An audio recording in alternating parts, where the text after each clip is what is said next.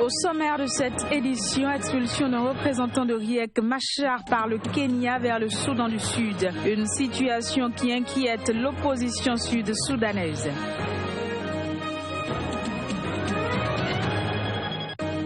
Des migrants nigérians déçus par l'aventure clandestine en Europe sont de retour au bercail. Ils essayent de reconstruire leur vie.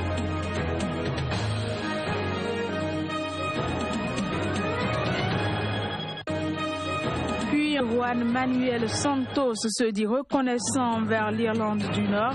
C'était lors de sa visite officielle à Belfast.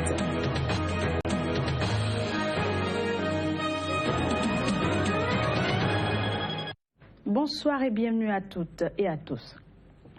L'expulsion par le Kenya d'un représentant de Riek Machar vers le Soudan du Sud suscite l'inquiétude de l'opposition sud-soudanaise.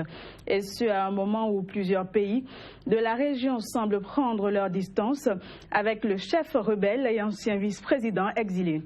James Dak a été arrêté ce mercredi à son domicile de Nairobi et conduit à l'aéroport, d'où il a été expulsé jeudi vers Juba et immédiatement placé en détention par les autorités sud-soudanaises. On reste au Kenya. Une manifestation anticorruption organisée dans le centre de Nairobi a été dispersée ce jeudi par la police à coups de gaz lacrymogène et de canons à eau. Reportage. Quelques 300 manifestants s'étaient dans un premier temps rassemblés devant un monument commémorant les combattants Mau-Mau ayant lutté contre les colons britanniques en amont de l'indépendance. Nombre d'entre eux étaient vêtus de t-shirts rouges portant le texte « Agis maintenant contre la corruption ou démissionne ». Un message adressé au président Uhuru Kenyatta qui avait déclaré un mois plus tôt avoir fait ce qu'il pouvait pour combattre la corruption endémique gangrénant le pays. Le président Uhuru Kenyatta dit qu'il ne peut rien faire. Ce que nous lui répondons, c'est qu'il y a une chose qu'il peut faire, c'est démissionner et sauver le Kenya de la corruption. Il y a eu un sommet anticorruption et le président Uhuru a dit qu'il était incapable de combattre la corruption. Nous allons lui donner des solutions. Nous allons marcher jusqu'à sa porte avec une pétition. C'est un regroupement pacifique autorisé par la Constitution. S'il ne peut pas faire son boulot, il doit démissionner parce que nous lui avons donné un mandat et le pouvoir de combattre la corruption. Nous devons nous battre et ne pas abandonner.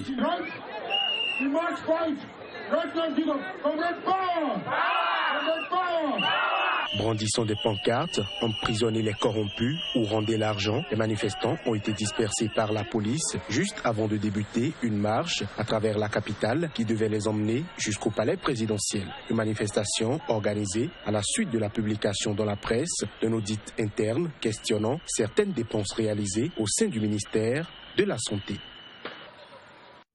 En République démocratique du Congo, la Commission électorale nationale indépendante CENI a tenu ce mercredi un point de presse à Kinshasa. Occasion pour son président national Corneille Nangaa d'annoncer que son institution procède à l'accélération de l'opération de la refonte totale du fichier électoral. Ainsi, 12 nouvelles provinces vont procéder au rythme de l'enrôlement des électeurs. Corneille Nangaa a aussi donné des repères qui guideront le processus électoral et la CENI a démontré toutes les informations l'impliquant dans une affaire de corruption avec la BGFI Bank. Reportage. Devant la presse, le président de la Commission électorale nationale indépendante a communiqué l'état des lieux du processus électoral au pays et son avancement par rapport aux enjeux politiques actuels. Corneille Nangaa a livré les repères devant guider le processus électoral. Premier repère, c'est que le 31 juillet, il va falloir que nous terminions l'enrôlement des électeurs. Deuxième repère, c'est qu'au 30 octobre 2017, nous devons convoquer l'électorat et la convocation de l'électorat devra coïncider avec l'appel à candidature pour ceux de ces Congolais inscrits sur les listes électorales qui prétendraient être nos dirigeants de demain. Troisième repère, c'est que 6 mois après cette convocation de l'électorat, il est demandé à la CENI de procéder à l'organisation des scrutins en une seule séquence présidentielle, législative nationale et législatives provinciales. S'agissant des informations publiées dans le quotidien belge le soir sur des opérations bancaires douteuses dans BGFIBank, notamment au détriment de la Commission électorale nationale indépendante, CENI, le président de la CENI, Corneille Nangaa, parle de transactions normales. Pour Corneille Nangaa, les révélations du journal belge ne mettent pas en cause la Commission électorale. Est-ce qu'il y a eu des retraits? Oui, je confirme qu'il y a eu des retraits. Dans la mesure où les retraits qui se font, ils se sont faits par des personnes ayant qualité de les faire. Signalant que la CENI a salué la signature le 18 octobre dernier de l'accord politique qui a eu l'avantage de lever les options politiques fondamentales dont la centrale électorale avait besoin pour relancer le processus électoral. Allons à présent au Burundi où 2 ministres se sont prononcés ce jeudi au Parlement. Ils ont exprimé leur inquiétude concernant les troupes militaires burundaises déployées à l'étranger pour des missions de maintien de la paix. Suivez plutôt.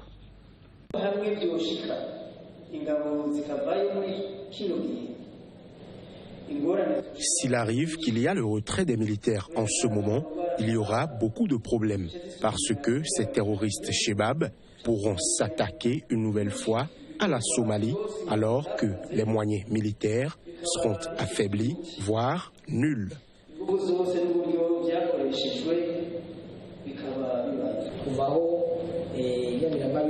Depuis le départ des policiers burundais, les meurtres se multiplient dans le centre de l'Afrique et les conflits entre les familles et les religions ont repris parce que c'est seulement les Burundais qui ont pu unir les gens de différentes religions et de différentes familles qui ne s'entendaient pas.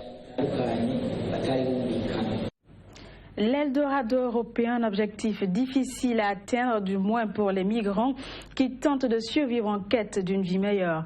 Après déception, quelques exilés nigérians sont revenus dans leur pays. Ils essaient de reconstruire leur vie. Reportage. Gloria a accepté de témoigner anonymement. Cela fait 1 an qu'elle est revenue à Benin City, au Nigeria. Après un mois passé sur les trottoirs de Naples, en Italie, entre prostitution, travaux clandestins et peur de la police, elle a décidé de fuir l'Europe. Aujourd'hui, elle est couturière. Elle ne regrette pas son retour au Nigeria. Aujourd'hui, j'ai réussi. Je vais bien et je suis contente. Ce n'était pas facile. Rien n'est facile, il faut s'accrocher.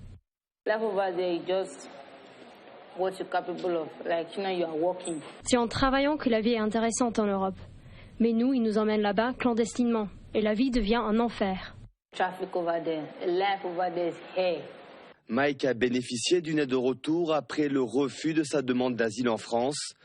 Le processus de rapatriement est laborieux, mais avec cette aide, il a réussi à ouvrir un petit commerce.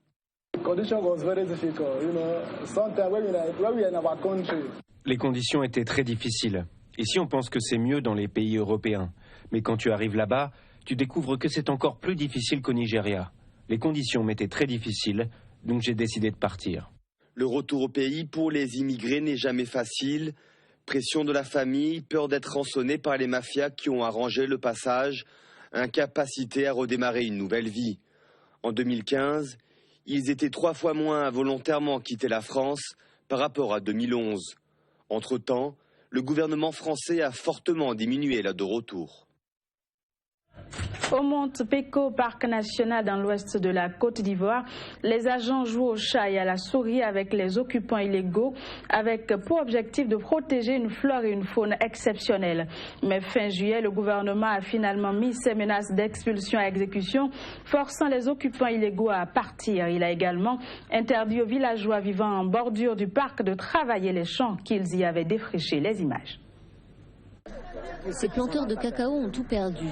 Depuis des années, ils exploitent illégalement des plantations installées sur le mont Peko, un parc national situé dans l'ouest de la Côte d'Ivoire. Mais fin juillet, les autorités ont décidé d'agir et les ont chassés du site. Ce qui n'a pas empêché de nombreux agriculteurs de braver l'interdiction pour continuer d'aller récolter leur culture.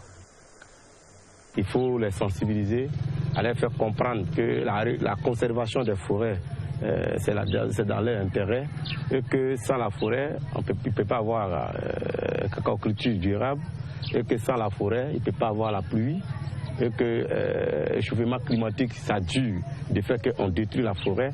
Donc c'est tout cela qu'il faut expliquer aux paysans. Mais les autorités restent inflexibles. Au total, près de 50 000 personnes ont été forcées à l'exil. Parmi eux, une majorité d'immigrés burkinabés, sans ressources, ils se sont réfugiés en nombre dans les villages alentours, qui manquent d'infrastructures pour les accueillir. De 851 personnes, avec l'arrivée de nos frères du classé, nous sommes passés à 1289 personnes. Nous avons le problème de l'école. L'école est très petite pour répondre aux demandes de la population. Donc nous avons besoin d'une deuxième école. Conséquence de cette cohabitation forcée, les tensions communautaires sont exacerbées dans les localités autour du mont Peko. En attendant, le jeu du chat et de la souris continue entre les autorités et les planteurs de cacao, à leur risque et péril. Selon de nombreux témoignages, arrestations et raquettes seraient devenues monnaie courante à l'intérieur du parc. On se rend à présent aux États-Unis où, à moins d'une semaine de la présidentielle, la candidate démocrate Hillary Clinton déployait ce jeudi sous toutes ses forces dans la course à la Maison-Blanche. Dans le camp d'en face, disais-je, son adversaire républicain Donald Trump connaissait une embellie dans les sondages. Les précisions dans cet élément. Épaulée par un Barack Obama en grande forme, celle qui deviendrait la première femme à présider la première puissance mondiale, rappelle à chaque étape les propos sexistes de Donald Trump, exhortant les électeurs à imaginer une Amérique qui prendrait le milliardaire comme exemple. Imaginez un président qui dénigre les femmes, qui se moque des personnes handicapées, qui insulte les Afro-Américains et les Hispaniques, qui monte les gens les uns contre les autres au lieu de les unir. Quelqu'un qui pense d'abord à lui et qui se fiche de ceux qu'il laisse sur le carreau. Un président qui n'a aucun sang-froid et qui attaque quiconque n'est pas d'accord avec lui. Longtemps à la peine dans les sondages, Donald Trump brandit l'affaire des emails d'Hillary Clinton, sur lesquels se penche à nouveau le FBI pour dénoncer la corruption supposée et l'inaptitude de l'ancienne secrétaire d'État.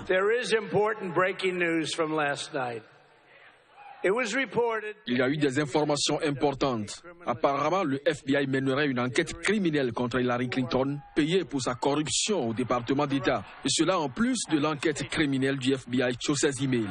This is in addition to the FBI's criminal investigation into her emails. See, what I have is a winning temperament. Vous voyez, moi j'ai un caractère de gagnant. J'ai un caractère de gagnant. Hillary est une personne instable. She is an unstable person.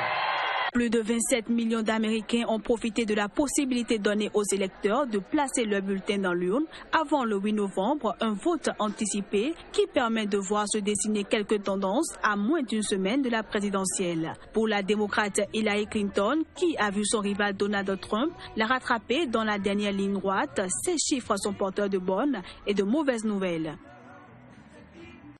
Puis le président colombien Juan Manuel Santos a exprimé hier jeudi sa reconnaissance envers l'Irlande du Nord pour lui avoir servi de repère dans le processus de paix conclu avec la rébellion des FARC. Une déclaration faite par le numéro 1 colombien lors de sa visite officielle à Belfast, la capitale irlandaise. Suivez plutôt. I really am very grateful to you for the inspiration you have given me and je vous suis vraiment très reconnaissant pour l'inspiration que vous m'avez donnée à moi et aux Colombiens. C'est pour cela que j'ai choisi de venir à Belfast et je suis très heureux de pouvoir vous le dire en personne. Nous voulons une paix viable et durable en Colombie, mais en même temps, la paix n'est pas juste la fin de la guerre. La paix a besoin d'être construite chaque jour. C'est exactement ce que nous faisons.